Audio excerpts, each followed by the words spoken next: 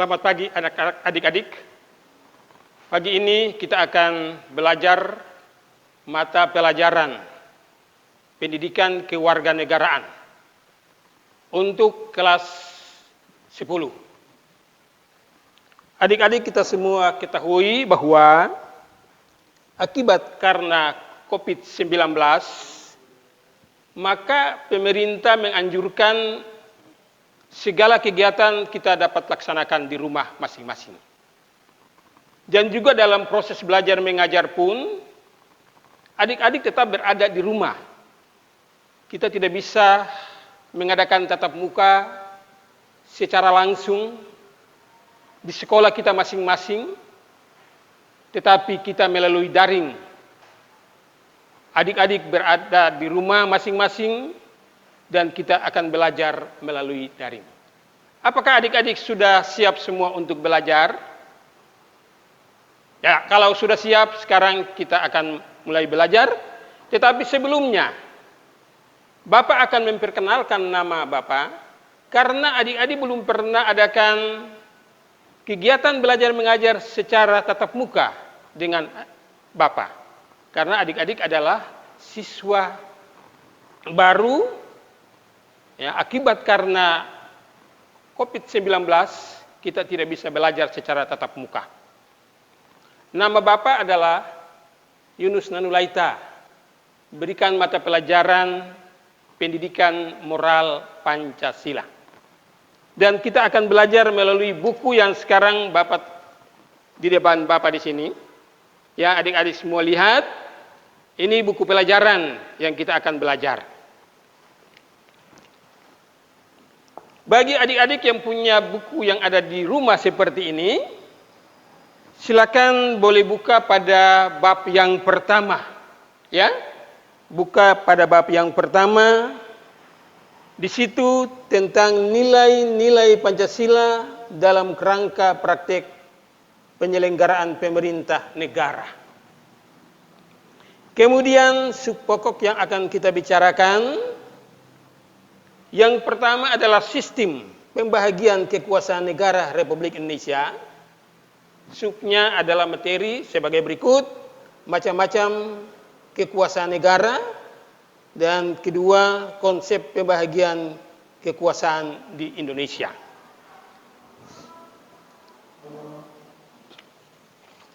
Sebagaimana kita ketahui, siapakah yang dikenal sebagai pemerintah? Ya, banyak pengertian. Siapakah itu pemerintah? Secara sederhana, mereka adalah pejabat negara yang sering kita sebut adalah pemerintah. Pemerintah juga merupakan salah satu unsur berdirinya sebuah negara. Selain ada rakyat, ada wilayah di mana negara itu ada, sehingga bisa dapat berdirinya sebuah negara.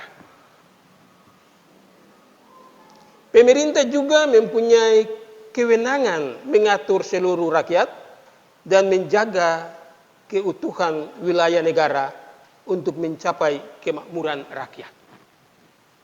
Jadi tugas dan tanggung jawab pemerintah itu mengatur wilayah, mengatur rakyat, ya, untuk mencapai kemakmuran, ya, daripada negara itu. Jadi rakyat itu bisa mencapai kemakmuran. Ya, semua itu diatur oleh pemerintah. Pemerintah negara Republik Indonesia memegang kekuasaan negara terdiri atas dua: pemerintah yang ada di pusat, pemerintah yang ada di daerah provinsi, dan pemerintah juga yang ada di daerah kabupaten. Kalau di pusat itu dipimpin oleh presiden, ya, pemerintah yang ada di pusat. Sedangkan di provinsi adalah gubernur, di kabupaten, kota, bupati, kepala daerah, dan sebagainya. Pemerintah juga dalam arti sempit dan pemerintah dalam arti yang luas. Yang dimaksud dengan pemerintah dalam arti sempit dilaksanakan oleh setiap lembaga negara yang tugas dan kewenangan sudah diatur dalam Undang-Undang Dasar Negara tahun 1945.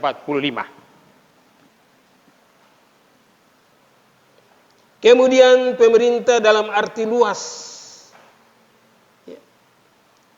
dilaksanakan oleh lembaga eksekutif, yaitu presiden, wakil presiden, kementerian negara, dan lembaga-lembaga non pemerintahan.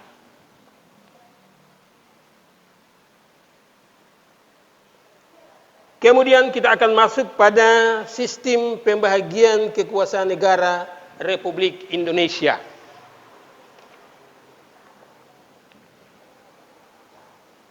Macam-macam sistem kekuasaan negara. Di sini akan timbul pertanyaan, apa sebenarnya kekuasaan itu? Secara sederhana, kekuasaan dapat diartikan sebagai kemampuan orang untuk mempengaruhi orang lain. Jadi secara sederhana, kemampuan untuk mempengaruhi orang lain. Seperti contoh, di dalam keluarga kita, di rumah, ya, kemampuan itu berada pada orang tuanya. Apabila seorang anak sementara menonton televisi, orang tua langsung menegur itu anak, matikan itu televisi, dan segera mengambil buku untuk belajar. Kewenangan atau kemampuan itu berada pada orang tua. Untuk memerintah itu anak, ya, matikan televisi dan siap untuk belajar. Kewenangan itu juga berada dalam masyarakat. Pemerintah menganjurkan kepada rakyatnya, apabila ada orang baru yang datang, yang berada di lingkungan sekitar kita, 2 kali 24 jam harus melapor.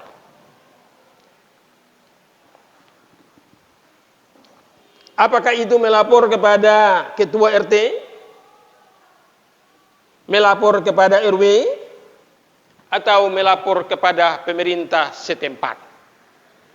Itu tindakan, itu kuasa yang disampaikan oleh pemerintah yang ada di daerah di mana dia berada.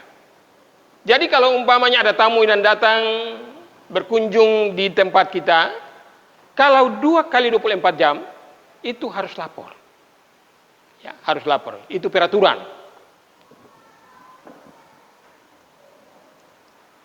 Kemudian kita lihat juga peraturan-peraturan yang ada.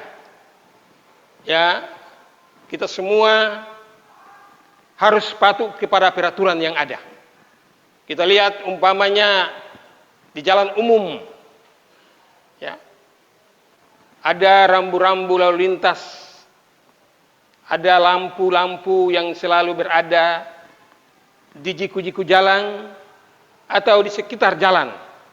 Ya, ada lampu merah, ada lampu kuning, dan ada lampu hijau. Itu aturan dan itu perintah untuk melaksanakan. Seperti contoh, kita sementara mengendarai mobil atau kendaraan. Kalau lampu merah menyala, itu berarti menandakan semua kendaraan yang ada harus berhenti. Berhenti sementara. Apakah 5 menit? Apakah 10 menit? Sesuai dengan aturan yang ada. Kemudian apabila lampu kuning sudah menyala, itu berarti siap. Dan lampu hijau, kendaraan itu akan berjalan. Apabila kita melewati aturan-peraturan yang sudah ditentukan oleh yang berwenang, katakanlah pemerintah, maka tentu kita akan dihukum. Nah, begitu juga ada contoh lain seperti umpamanya lembaga sekolah. Sekolah juga ada punya aturan. Ya, dalam hal ini adalah tata tertib sekolah. Sekolah berjalan mulai jam berapa sampai selesainya jam berapa. Sudah ditentukan kan? Nah, apabila kita tidak mentaati semua peraturan tadi, pasti dimarahi. Umpama siswanya selalu terlambat. Terlambat apa? Terlambat datang ke sekolah. Lalu kemudian ya dia pasti akan dimarahi. Siapa yang memarahi dia? Pasti gurunya. Kenapa? Karena dia tidak menjalani aturan atau peraturan secara baik. Yo? Nah, kalau kita taati terhadap peraturan yang ada, pasti semua itu akan berjalan secara baik. Adik-adik di rumah, sekarang kita akan lanjutkan dengan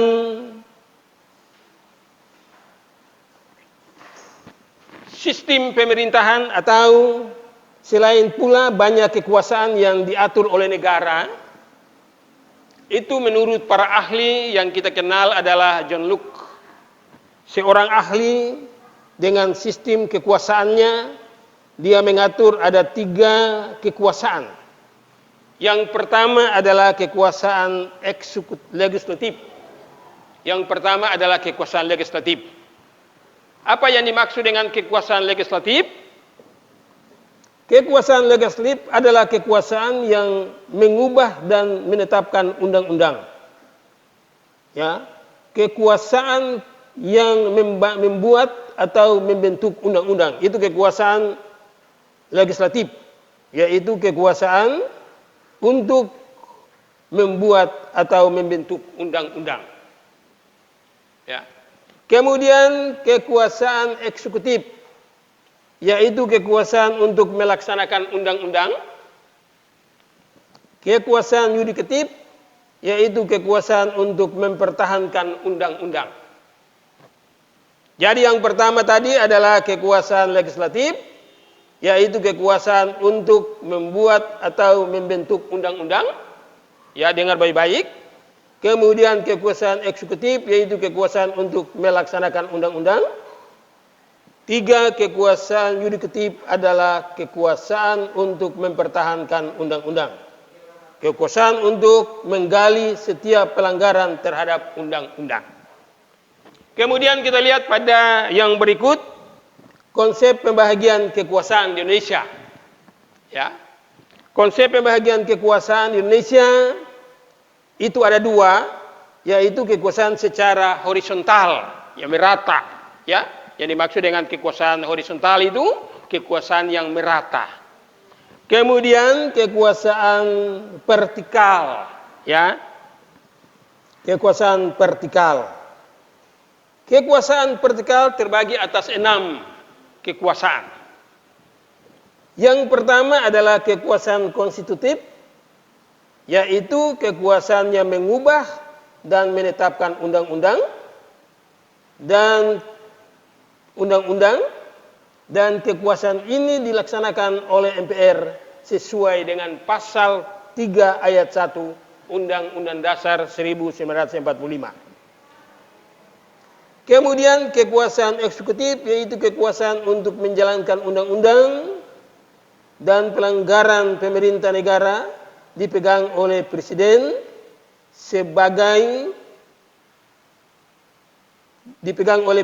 sebagaimana ditegaskan dalam pasal 4 ayat 1 Undang-Undang Dasar 1945. Kemudian kekuasaan legislatif, yaitu kekuasaan yang membentuk undang-undang yang dipimpin oleh DPR yang ditegaskan dalam pasal 20 ayat 1 Undang-Undang Dasar 1945. Kemudian kekuasaan yudikatif disebut kekuasaan kehakiman yang dipimpin oleh Mahkamah Agung. Pasal 24 ayat 2 Undang-Undang Dasar 1945. Kemudian yang kelima adalah kekuasaan ekstrematif, yaitu kekuasaan yang berhubungan dengan pertanggungjawaban jawab tentang keuangan negara. BPK. Ya. Dan yang keenam adalah kekuasaan moneter, yaitu kekuasaan yang mengatur dan menjaga kelancaran sistem pembayaran. Barangkali itu adalah materi yang Bapak sampaikan pada kesempatan di hari ini. Ada beberapa pertanyaan yang harus dapat diselesaikan sesuai dengan materi yang ada. Tolong mencatat yang ada di rumah, adik-adik yang sementara belajar di rumah, silakan boleh mencatat. Yang pertama, siapakah yang disebut sebagai pemerintah? Berikanlah beberapa contoh.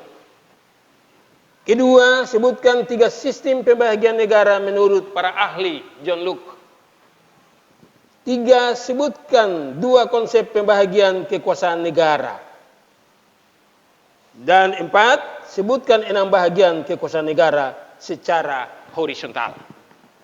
Barangkali itulah kegiatan belajar mengajar kita berdasarkan daring pada hari ini.